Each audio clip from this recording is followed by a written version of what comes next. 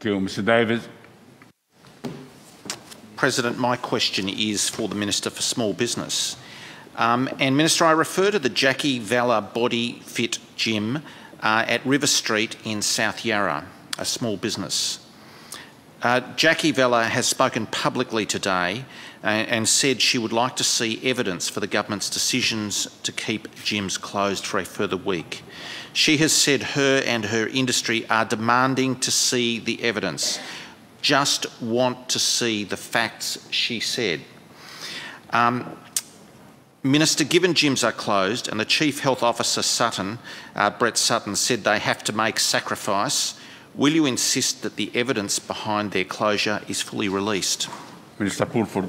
Thank you, President. I thank Mr Davis for his question and his advocacy on behalf of Jackie Vella Body Fit Gym and Ms Vella's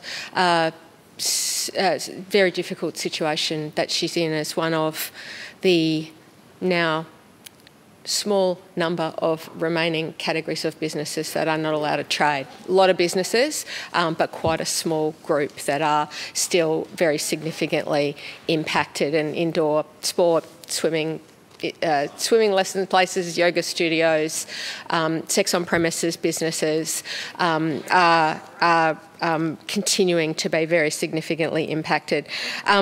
The Chief Health Officer outlined in some detail yesterday his reasoning for his decisions, and I would refer Mr Davis to those comments, which I understand were widely reported, streamed. So that information is publicly available, and I'd encourage Mr Davis to refer to that. They are the reasons.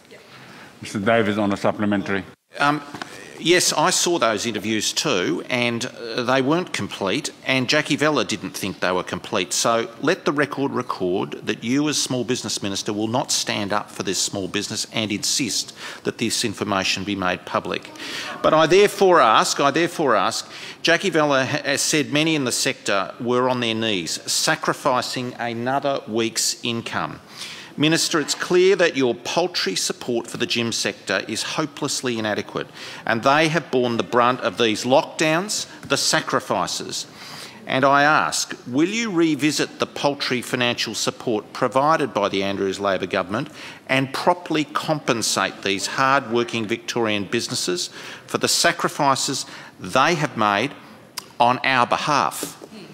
Thank you. And I thank Mr Davis for his supplementary question. He's asking me to make public information that has already been made public. So I'd reiterate my answer to the substantive question.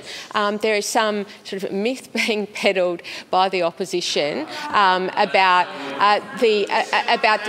disclosure of public health advice, and there are public health officials that are providing this information publicly on a daily basis. I haven't checked in the last 5 minutes, but it's probably going on right now as we speak. And in relation to Mr Davis's question about reviewing and reassessing business grants,